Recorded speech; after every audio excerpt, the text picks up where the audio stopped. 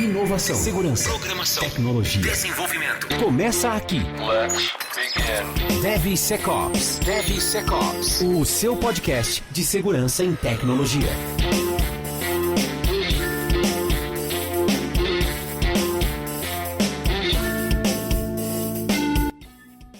Fala pessoal, tudo bem com vocês? Sejam bem-vindos a mais um DevSecOps Podcast, episódio...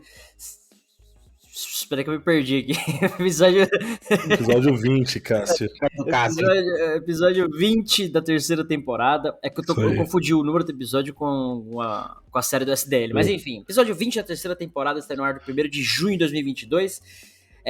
Parte 6 do nosso SDL, né, nossa série do SDL que a gente tem feito de 12 episódios para falar das práticas, né, do Microsoft SDL, muito importante. Hoje a gente vai falar sobre Define and Use Cryptography Standards, né? Definir e utilizar padrões de criptografia. Eu sou Cássio Pereira. Eu sou o Marcos Santos. Da grama, burro morre de fome.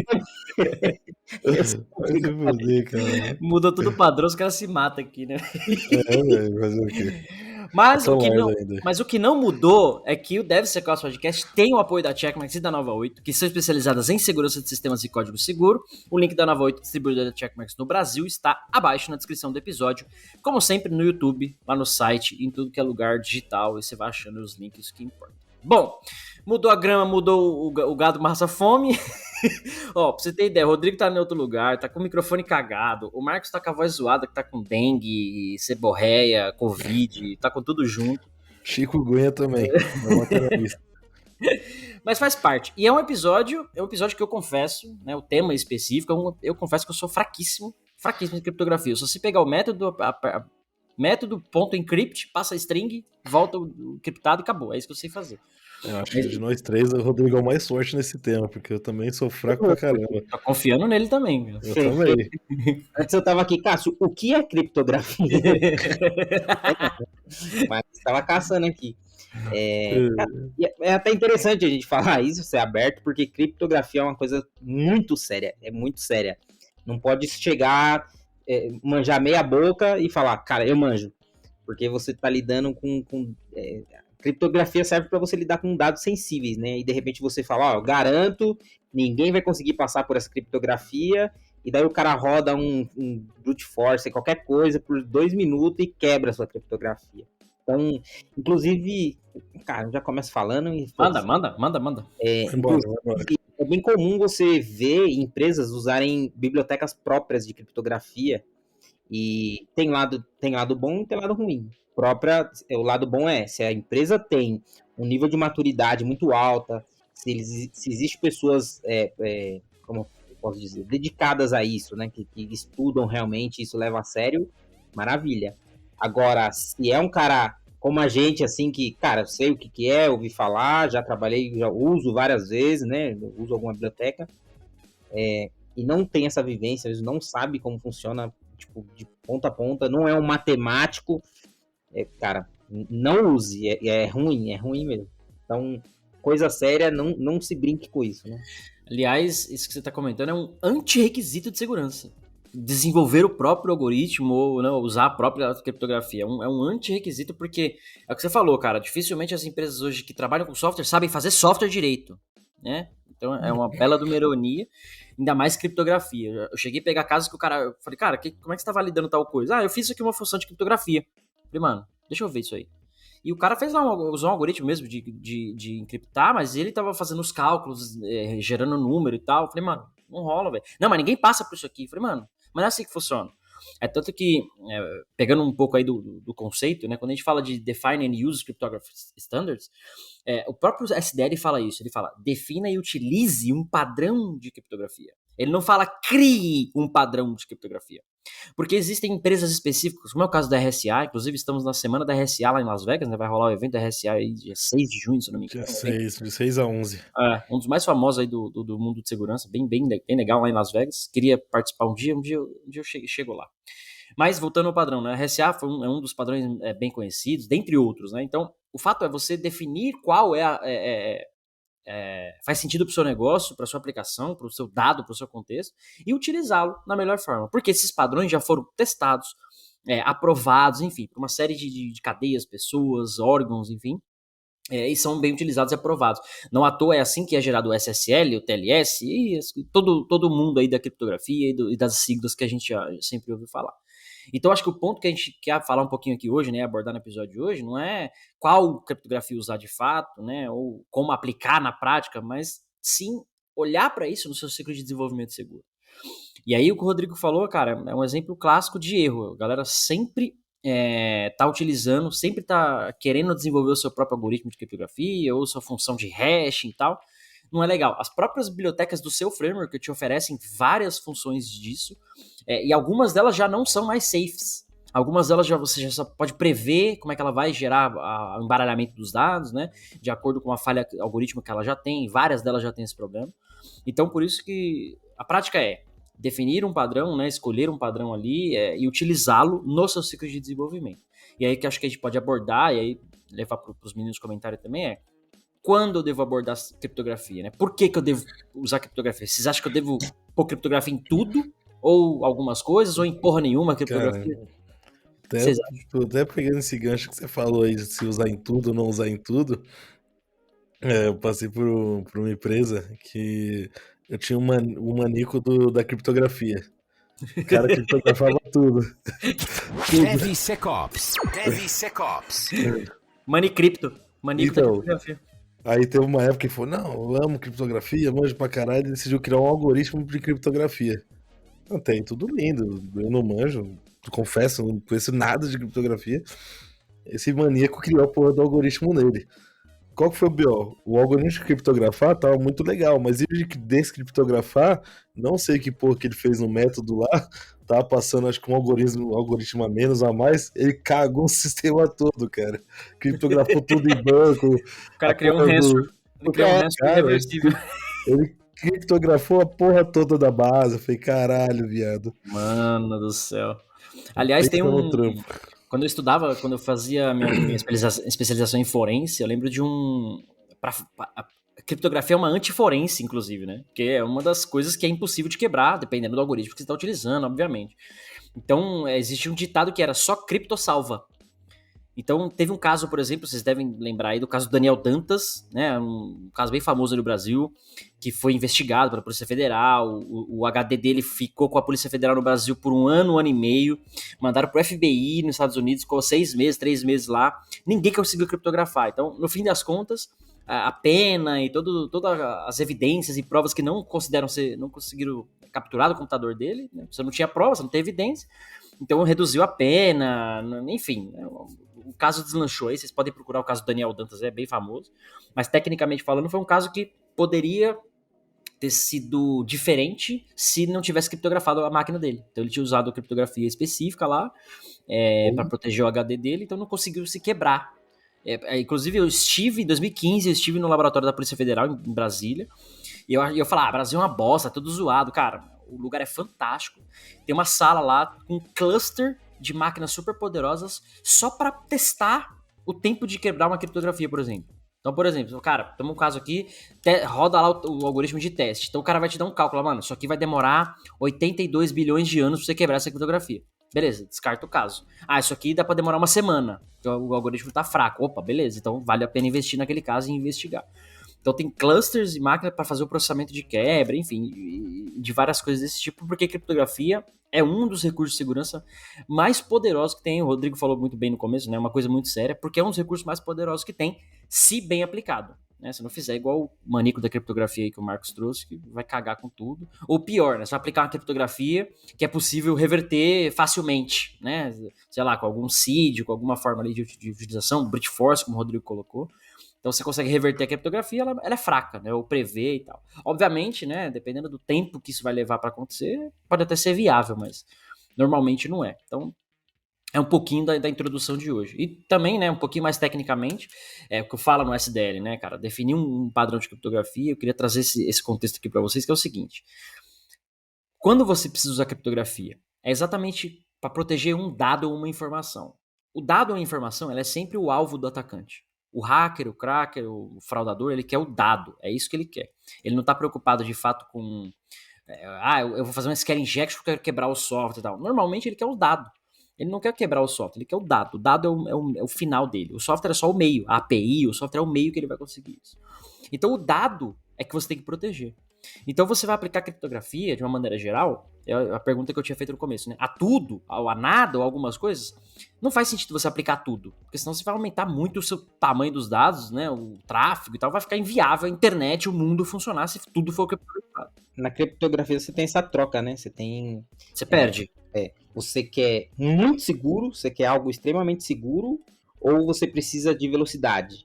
Então, às vezes você está transmitindo seguro, maravilha, só que o tempo que se leva para descriptografar é muito grande. Então, às vezes, se é para uma transação, sei lá, de mensageria, algo que precise de velocidade, então você não pode ter uma criptografia complexa, né? Então você precisa utilizar uma mais simples. E até pelo tamanho dos bytes, né? Você tem um número 1 que você criptografa usando um algoritmo específico, ele vai virar um hash, né? Muito grande. Então, para trafegar isso, já vai ficar... Por si só, já vai ter mais bytes sendo transmitidos. Então, quando você escala isso, fica complicado. Então, se você vai usar uma criptografia simétrica, assimétrica, por que uma, por que a outra, é um assunto bem mais detalhado. A gente queria até, inclusive, trazer alguém de criptografia aqui para bater um papo com a gente sobre isso, para aprender um pouco mais sobre isso, porque eu confesso que criptografia, para mim, sempre foi, cara, utilizar um algoritmo. RSA, um SHA-256, enfim, e aplicar isso num método para criptografar uma informação ou outra. E aí, esse é um ponto importante. Que informações vocês acham que deveriam ser criptografadas? Né? Olhando para pega um e-commerce qualquer aí, vocês acham que informação de pagamento, dado do usuário, preço, nome do produto? Cara, acho que primeiro dado de pagamento ali, número de cartão. Até o Rodrigo aí. Foi o que eu falei, o Rodrigo aqui hoje vai ser minha referência, porque eu não conheço a porra. Então, mas pensando que vocês passaram por uma grande empresa aí de vendas aí, querendo ou não, empresa de vendas ali, acho que dados de cartões, acho que vocês deviam pegar bastante criptografado ali, dados pessoais. Engraçado que os dados do cartão lá não era criptografado não, ficava no log aberto no servidor. Porra. Log não. Patrocina meus histórias, Cássio, pelo amor de Deus, cara. Competir com história ruim é comigo mesmo. É interessante você pensar, né, de criptografia para e-commerce, por exemplo. E-commerce é um belo exemplo para isso. Então, você está trafegando dados do produto, você quer mais que apareça mesmo os dados dos produtos, né? Agora, quando se trata de produto versus cliente, então, qual produto tal cliente comprou, sei lá, o que ele costuma comprar, qual é a periodicidade, ou os dados que ele está utilizando, para onde ele vai, por exemplo. Então, se você trabalha num e-commerce, sei lá, de viagem, então você tem informações muito sensíveis, que é o dia que a pessoa está viajando, para onde ele está viajando. Então, são informações que elas devem ser tratadas, inclusive, tá aí, agora a gente está apoiado pela lei aí, né, pelo LGPD, então, até dados mais voltados ao funcionário, você também tem que se preocupar, tem que tratar, tem que criptografar, para que caso haja um vazamento, aquele dado não é acessível. Então, você está mudando, como eu posso dizer, a complexidade de alguém obter essa informação, né? Às vezes você tem um vazamento de dados e aquele problema aconteceu. Então, para você se manter seguro, em um caso de vazamento de dados, beleza, vazou os dados? Vazou. Tá, as informações, elas estão de fácil acesso? O cara conseguiu pegar todos aqueles bytes lá, mas estão criptografados. Ele consegue descriptografar aquilo? Tipo, existe algum sistema, você está dando de mão beijada, né, algum sistema back-end, alguma coisa, a descriptografia disso? Ou não, ou o cara ele pegou aquele bruto e guardou. Que geralmente, isso modificou até um pouco como é feito... essas ameaças hackers, né? Essas ameaças, por exemplo, roubo de dados. Antigamente se via muito os hackers roubando as informações e vendendo as informações. Então, você tinha lá tabelas de CPF, tabela de salário, sei lá, informações. Depois, quando as empresas começaram a se preocupar mais com isso, então começou a diminuir, né, essa venda de dados.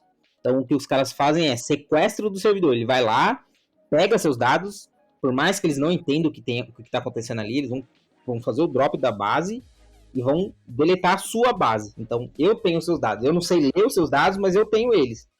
Então, você quer? Então, eu te vendo de volta.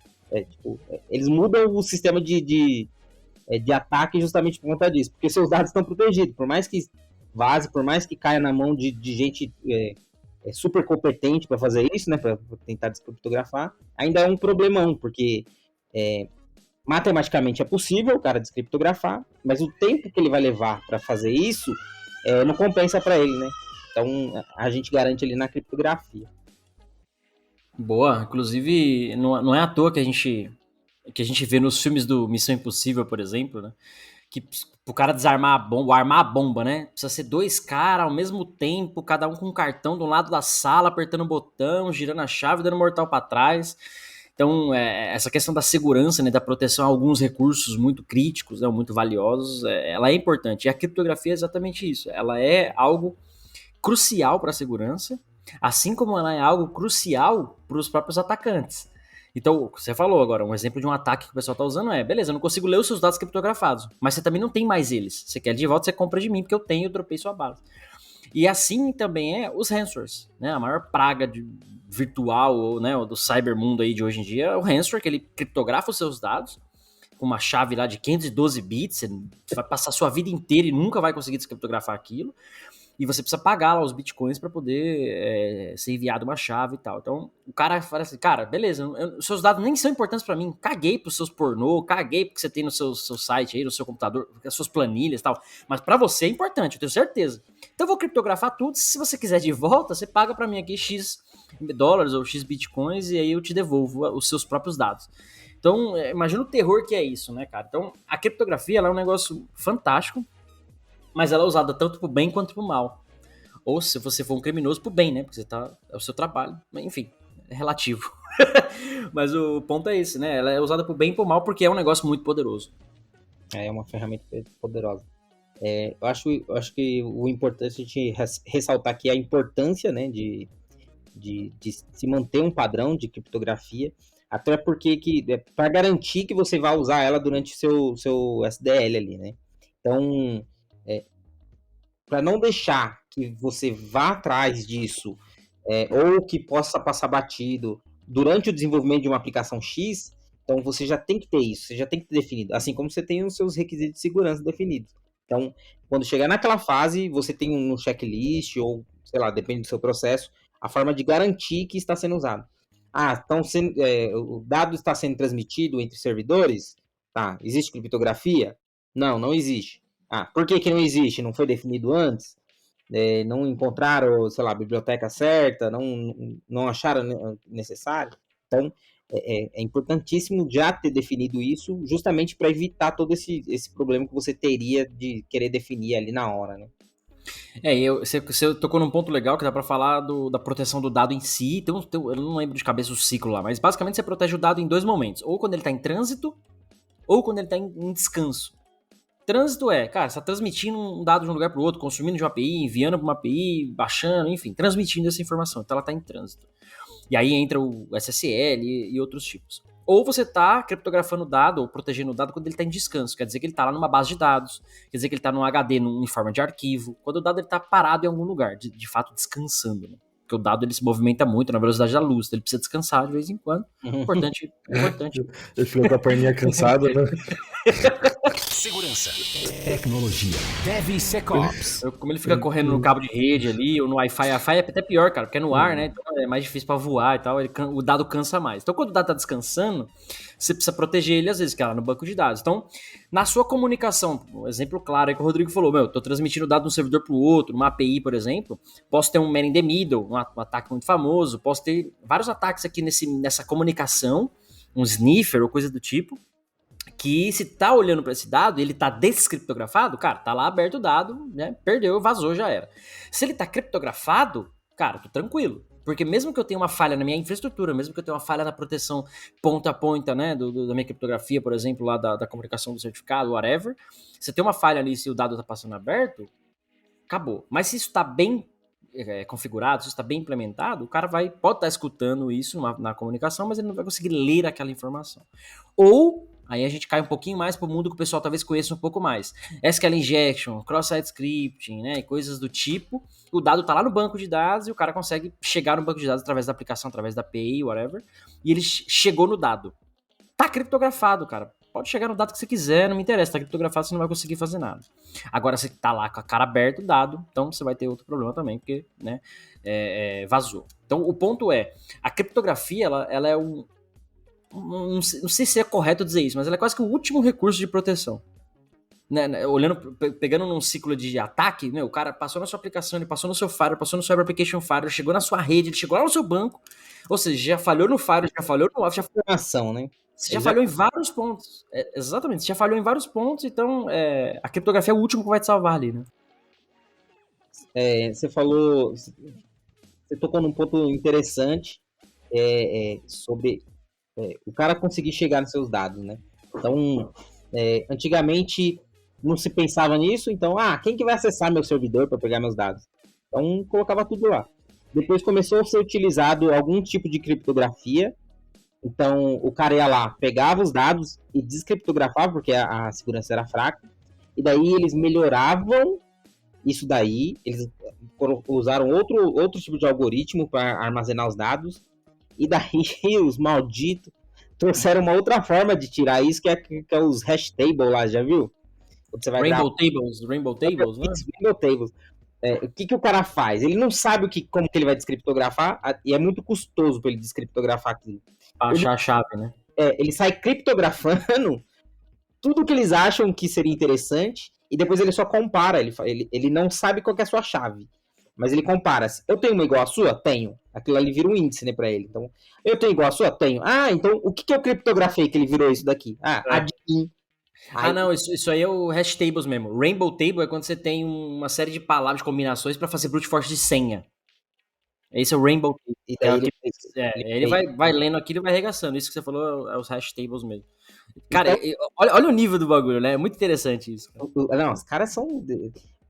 Por isso que quando o Marcos diz lá, o camarada lá do trampo, ele fez a própria criptografia. Cara, enquanto o cara tá indo desenvolvendo a criptografia, mano, os caras já atropelou tudo, já resolveu, já criaram melhor, já resolveram de novo.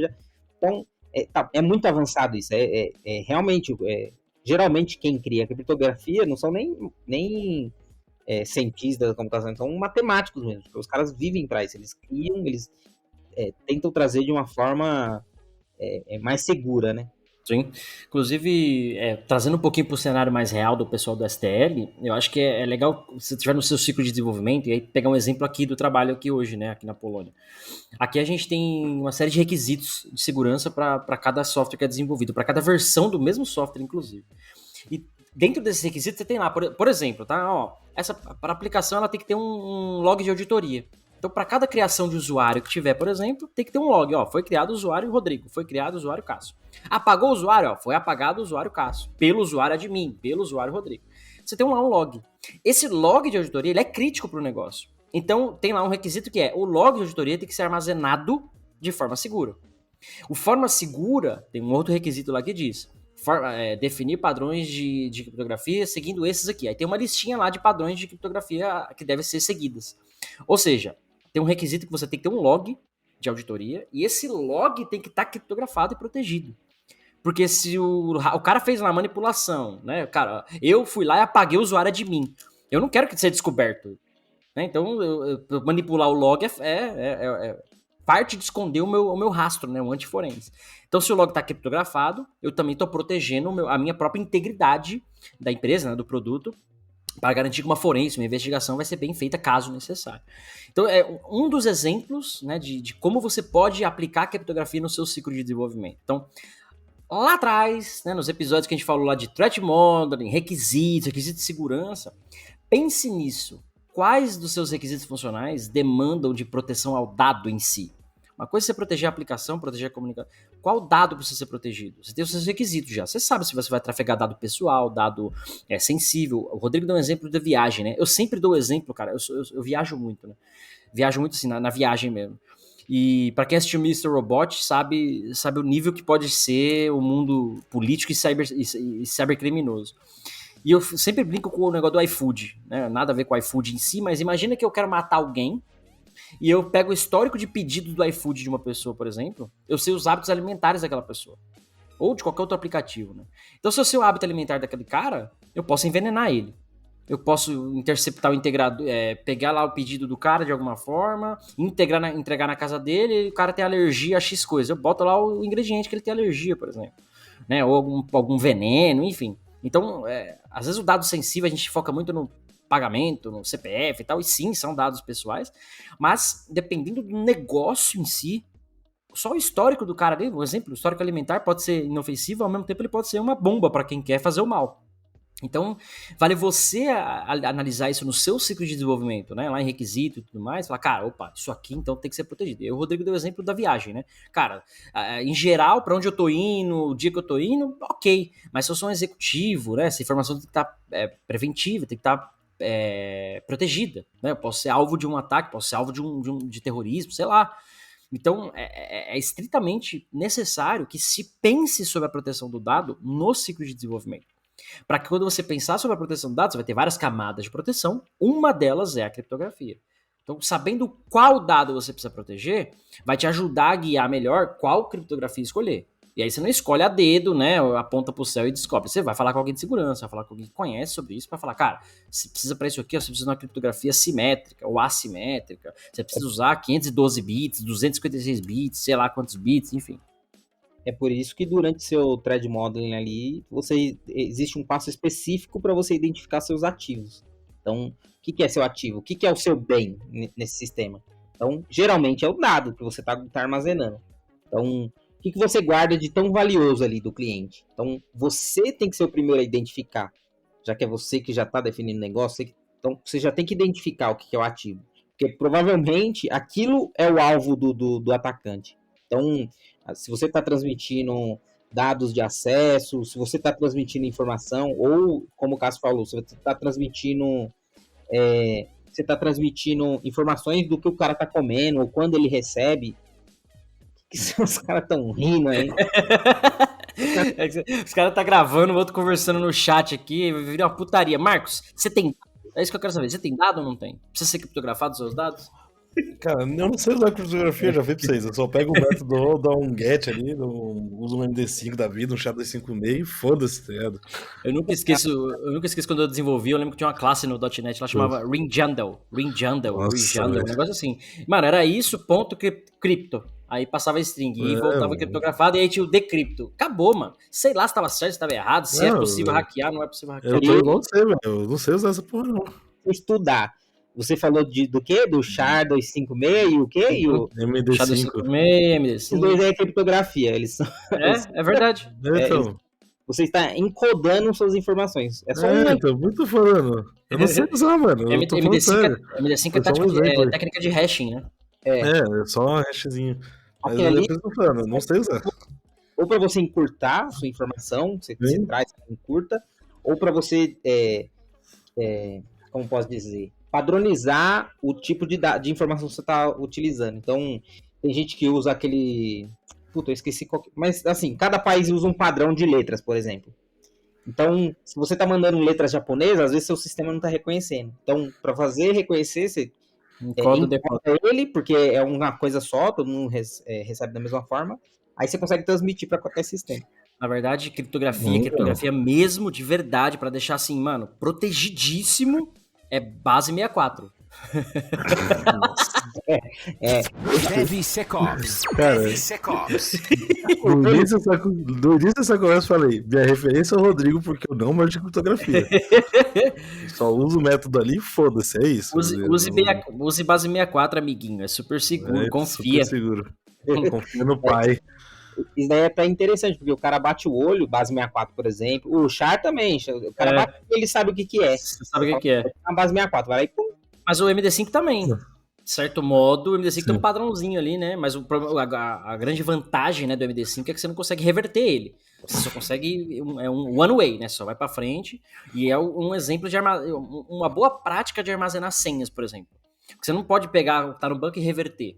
O certo é que você pega a senha do usuário, faça o hash dela e compare com o que você tem salvo, né? Esse é meio que um padrão. Inclusive, pegando esse ponto aí, tem um... Se você procurar como é que o Facebook armazena a nossa senha na base de dados dele, tem lá tem um diagramazinho, se você procurar no Google Images, tem um diagrama.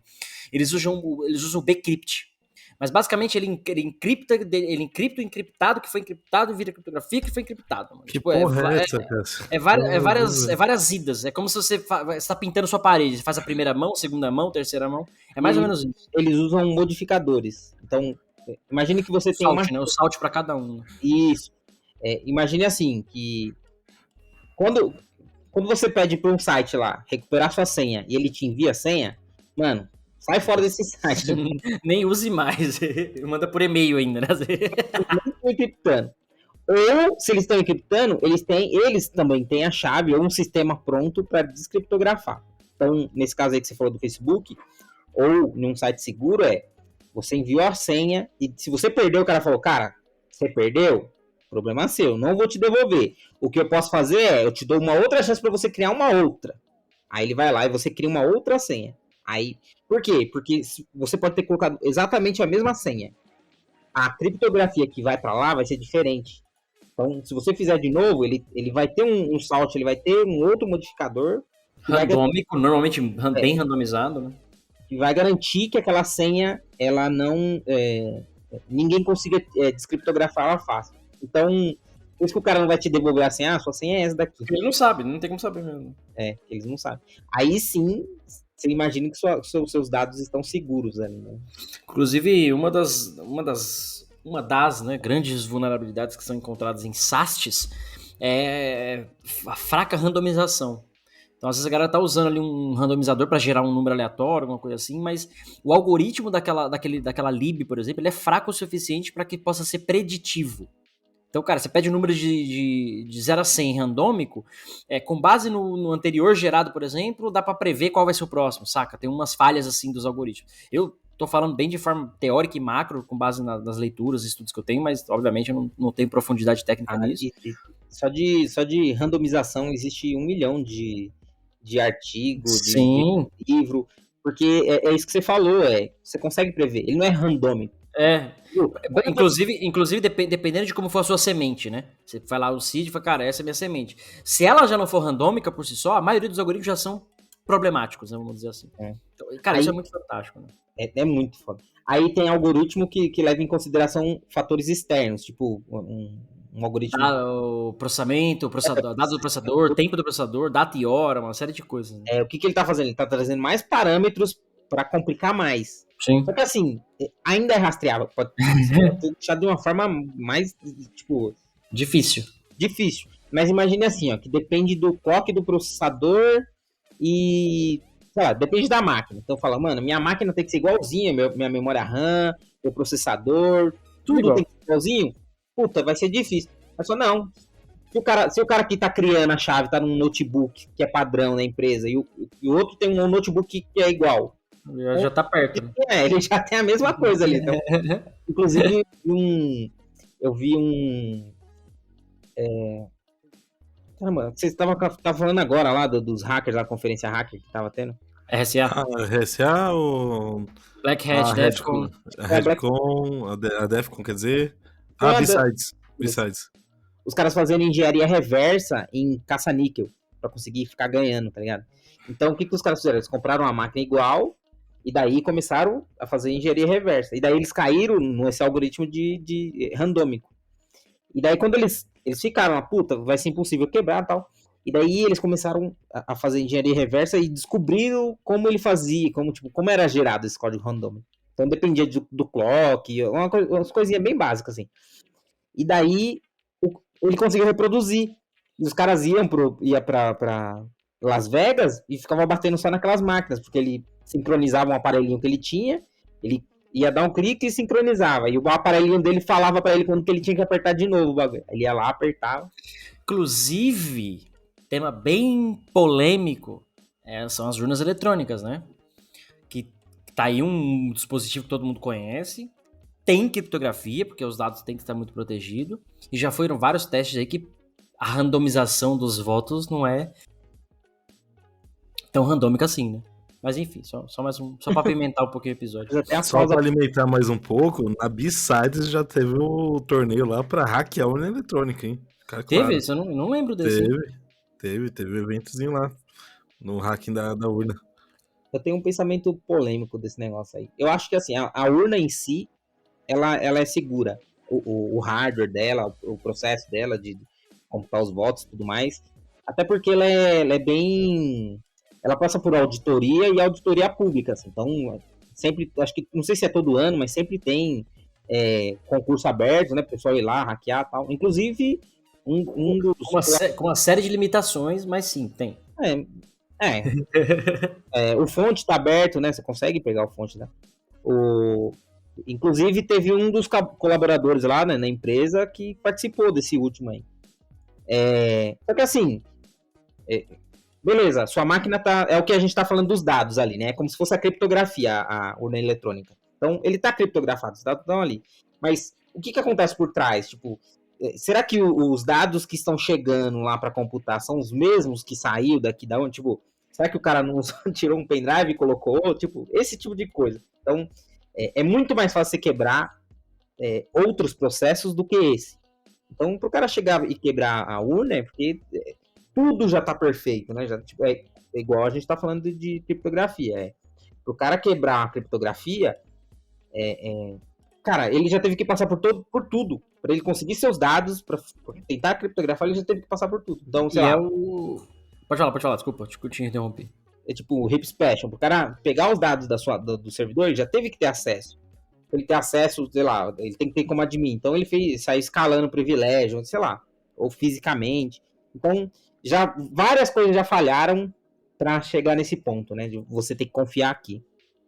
E é aquela história do contexto também, né? Então, por exemplo, você deu o exemplo falando da urna eletrônica, né? Cara, a urna eletrônica ela é offline, então ninguém vai hackear remoto, ninguém vai fazer um DDoS e tal. Cara, quem vai hackear? Alguém que tá ali fazendo voto na hora. E ela nem tem tempo para isso. Né, cara, passou 2, 3 minutos, às vezes não terminou o voto, o mesário vem, e aí, tá tudo bem, né, alguma coisa do tipo.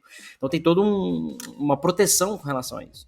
Então o dado, aí sim faz sentido, cara, o dado é sigiloso, porque é o voto, né, tem a ver com toda a parte democrática, política e tal. Então depois dali o dado tem que estar garantido que aquele dado é protegido. Agora o teu e-commerce, tua API que tá pública na internet, expondo dados de funcionário, de cliente, de pagamento, cara, qualquer um vai lá e faz um crawl e acessa essa porra, então...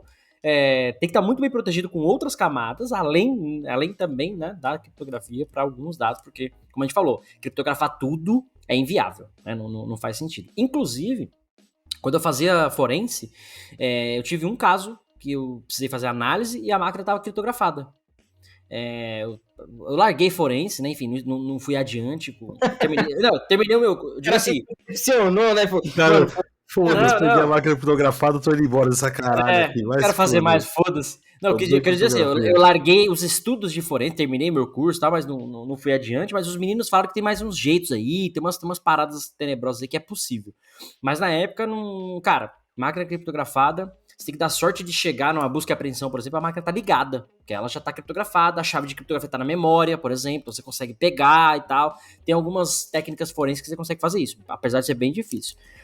Mas hoje em dia tem umas técnicas aí, tanto para descriptografar, assim como para criptografar ainda mais, né, e tornar mais difícil as próprias análises e tudo mais. É legal você falar disso, porque isso mostra a importância da criptografia. Sim. Então, ela é o último recurso e ela é válida, ela funciona. Então... Na verdade, não é o último recurso, né? Pra quem é de segurança, né? Roots, o último recurso é meter o disco no micro-ondas, né? Ali acabou. Tacar foguinho nele ali, ó, deixa ele pocar. Porque a própria criptografia, cara, que seja hoje ou amanhã, vai ser quebrada. Até os caras falam da computação quântica, porque aí vai matar toda a criptografia, né? Cara, lembra daquela série do... Você que falou dela, Cássio? Mr. Robot. Não, do Vale do Silício, Silicon Valley? E Silicon Valley?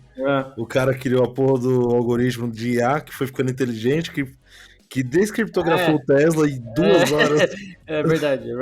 Então, obviamente é fictício lá, mas. É fictício, óbvio, mas é um exemplo que pode chegar. Mas né? assim, voltando a esse ponto, né? O último recurso mesmo, cara, se você destrói o dado. Dependendo do dado, obviamente. Vai pagar a sua empresa porque você está sendo hackeado. Bom, a opção é sua, né? Há quem tira da tomada, tira da rede, enfim. Mas o último recurso é esse. Então, a criptografia, cara, é uma parada muito séria. Acho que, como a gente falou, né? Já chegando no fim do episódio aqui, a gente não tem profundidade técnica, mas o ponto aqui é: utilize, leia sobre, aplique no seu ciclo de desenvolvimento. Entenda qual dado você precisa proteger, quando você precisa proteger, por que você precisa proteger aquilo. De que forma, é nada, de que forma. A criptografia vai te atender. Aqui onde eu tô, a gente tem hardware, a gente desenvolve hardware. Então, muito dos hardwares vai com certificado embutido. Então, você tem um certificado com a chave privada e aí é disponibilizada a chave pública para o cliente, por exemplo, para ele poder acessar o dispositivo. Então, tem uma série de fatores de segurança com criptografia que devem ser aplicados, que podem ser aplicados, depende de vários contextos. Mas o que a gente quer destacar no episódio de hoje é: busque mais sobre isso, assim como a gente precisa aprender muito mais sobre isso no detalhe. É uma área, a criptografia por si só é uma área, é uma ciência, né, de estudar e de ir em profundidade. Mas no seu SDL, aplique, leia, entenda, defina seus requisitos, conheça os seus dados, né? Você está mapeando o seu sistema, está criando ali um sistema, você tem que saber que dados você vai trafegar, qual é o objetivo desse sistema, então você vai entender o que você precisa proteger ou não, por que faz sentido proteger ou não. Acho que foi o objetivo do episódio de hoje, né? Eu sei lá, acho que eu encerrei. Vocês queriam falar mais alguma coisa aí? Eu te cortei de novo, né, Rodrigo? Não. Acabou o meu conhecimento técnico. Esgotou. O Rodrigo tá E aí, vermelho, cara. E o Marcos? Cara, Marcos tá criptografado hoje. Eu tô criptografado, eu falei desde o começo, é um assunto que eu não manjo, prefiro não falar besteira do que sair falando qualquer merda por aí e não disseminar certo o que a gente quer disseminar essa cultura de segurança. Então preferi me ausentar um pouco aí e falar só umas besteirinhas de vez em quando. Detalhe, né? Não vai cair no problema também de criptografar o bagulho com o melhor algoritmo do planeta e deixar a chave de criptografia junto, né? Com a parada, né? Tipo, do lado, né? Readme, né? Tá aqui. Acho que vale lembrar também, né, pra acabar, é que às vezes você não precisa se preocupar tanto com o tipo de criptografia em si. Às vezes a tecnologia que você está utilizando, ela já tem formas disso, né? Ela já tem padrões que já garante isso. Então, o Cássio já tinha falado de framework, por exemplo. Às vezes você está usando um framework que usar o método correto para aquilo, por exemplo, transmitir um dado sensível, às vezes você já tem naquele framework algum tipo de API, alguma coisa que garanta isso, ele já vai criptografar. Então, buscar quais as boas práticas para aquele framework. Ou, sei lá, o tipo de desenvolvimento que você está seguindo. Preciso expor uma API e entre servidores. Cara, HTTPS, por exemplo, o protocolo ele já garante a criptografia. Então, já está lá, já está embutido. Então, a ideia é, pense, você tem que ter, você tem que pensar. Você tem que estar com a cabeça sempre aberta para... Cara, o meu ativo, ele está exposto, ou a criptografia dela é fraca, ela é suficiente para isso? A informação que eu estou transmitindo aqui, vale a pena um cara gastar servidores aí para uma semana para conseguir descriptografar isso? Tem tudo isso, né? Então, tem que pensar, tem que ter essa preocupação. Acho que é o que o episódio de hoje serviu para isso, né? Para alertar. Cara, você tem que ter essa preocupação, esse alerta. Toda a série do SDL, né, no SDL, né? Toda a série do SDL é isso, né? Você tem que pensar nisso, tem que pensar nisso, tem que pensar nisso. Estamos no 6º episódio aqui. Faltam 6, né? Estamos na metade, chegamos na metade da série já, faltam mais 6. Tem um episódio fantástico vindo por aí, né? Vocês não perdem por esperar. Acho que todos os episódios até aqui foram muito bons. Mas enfim, é isso, acabou. Marcos, quer dar recadinho aí? Cara, tem recadinho aí. Quem estiver escutando a gente na plataforma de áudio aí para clicar no coraçãozinho ou no botão seguir ali para ajudar a crescer a comunidade aí das plataformas. YouTube aí, quem estiver no YouTube, deixa lá o comentáriozinho pra gente. É sempre bom ler o que o pessoal escreve. Compartilhar também, é bem importante. Dá o like pra gente poder ficar em alta ali, pros amiguinhos poderem enxergar ali, ver a carinha do Cássio ali feia pra caceta no YouTube. Tem o link também pro canal do Telegram, você tá sempre informado ali das novidades, algumas notícias, algumas coisas interessantes. Temos também o Discord, importante, o Discord ali, a comunidade tá crescendo, o pessoal fala bastante, recomendo entrar lá, tá bem interessante. E o link do Facebook ali, que a gente começou faz pouco tempo, mas tá lá e tá sendo legal também. Acho que eu só acrescentaria, eu mudaria um pouco esse, pra ganhar visibilidade, a importância do papel que a gente está fazendo aqui Não, é disseminar a cultura de segurança, cara. mais desenvolvedores vão escutar. E Eu quero seguidor. Eu aprendi que na vida é importante não é amigo, não é vitória, não é amor, é seguidores. Ô, e deixa eu falar, vamos seguir o Cássio no Instagram lá pra bater 2K, né, Cássio? Eu quero seguidores. Então, vamos pro Instagram também. siga aí 3 horas da manhã com Na vida não importa disseminar conhecimento, o que importa é seguidor. Siga a gente, só segue a gente. Só segue, cara. Não importa que eu quero salário, eu quero permuta também. Então, segue a gente aí, vai. Pô, mas negócio importante, ontem rolou antes de ontem rolou aí no Twitter uma hashtag lá, bolhadev, uma parada assim. Todo ano tem essa parada, eu sempre esqueço. E a gente foi mencionado por uma galera, cara. O pessoal que escuta, recomendaram o podcast e tal. Meu, muito legal ser lembrado aí pela galera, começar a aparecer na comunidade como referência. Acho que é o que o Rodrigo falou, né? É parte do que a gente tá fazendo aqui, é literalmente, cara, alcançar as pessoas com essa voz de segurança, para que as pessoas comecem a preocupar mais com segurança, especialmente quem cria software. Porque software controla a nossa vida hoje. Né? Parem para analisar que software está ao redor de tudo. Então o que a gente fala aqui é pra gente que tenha uma comunidade, literalmente uma sociedade mais segura, cada vez mais protegida, né? Enfim.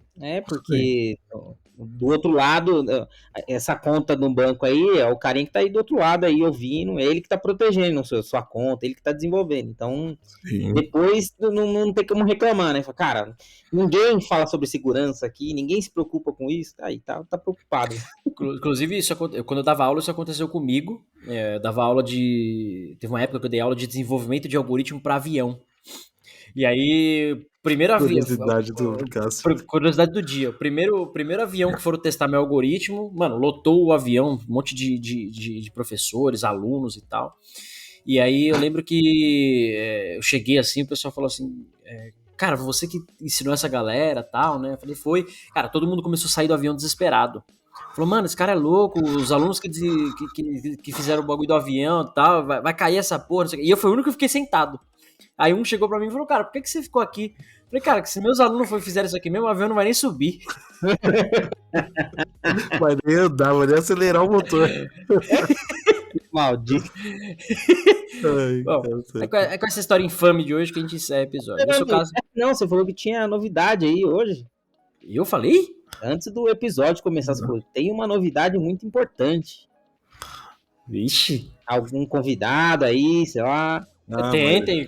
Cara, não posso dar spoiler, né? Guarda. Não posso dar spoiler. Eu posso falar, nós estamos no 6, né? É no 8, eu acho.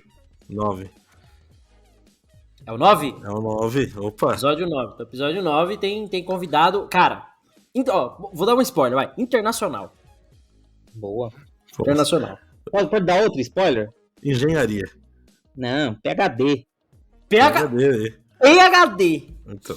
Ponto. Boa. Muito bom. Acabou o spoiler aí. É isso. O que é PhD? Vou procurar aqui. Pessoal, valeu. A gente se vê na semana que vem. Eu sou Cássio Pereira. Eu sou Marcos Santos. E Rodrigo Balbino. Beijos. Tchau. Termina aqui DevSecOps, o seu podcast de segurança em tecnologia.